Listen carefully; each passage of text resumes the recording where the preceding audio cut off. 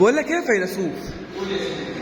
عاوزك كده تشكل لي كده من وجهة نظرك افضل 11 فيلسوف من وجهة نظرك كده اثروا فيك، يعني بمعنى الكلمة. حلو. قول طيب. يعني مثلا من حيث حراسة المرمى. هرد ابن خلدون. طب قلبية الدفاع.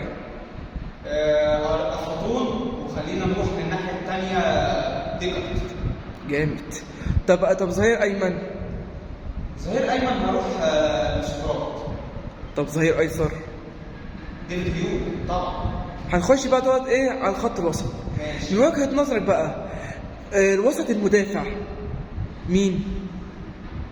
الوسط المدافع بالنسبه لي هيكون مفيش غيره طبعا، نيتشه. تمام. طب خط الوسط الاثنين. هروح بصراحه الاثنين بحبهم جدا، هروح لشوبنهاور، والناحيه الثانيه هروح لزكي نجيب محمود. تمام. طب انت بقى من وجهة نظرك، خلاص احنا قلنا لغايه دلوقتي خط الوسط، هنخش بقى على الهجوم. من وجهة نظرك ايه الجناح الايمن والايسر والفرويد؟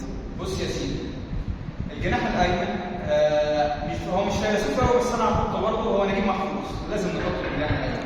الجناح الايسر الناحيه الثانيه خلينا نختار يا سيدي مين ارسطو، طبعا لازم نحط ارسطو. والفيرود بتاعنا لازم، وراس الحربه طبعا لازم نختار ايمانويل.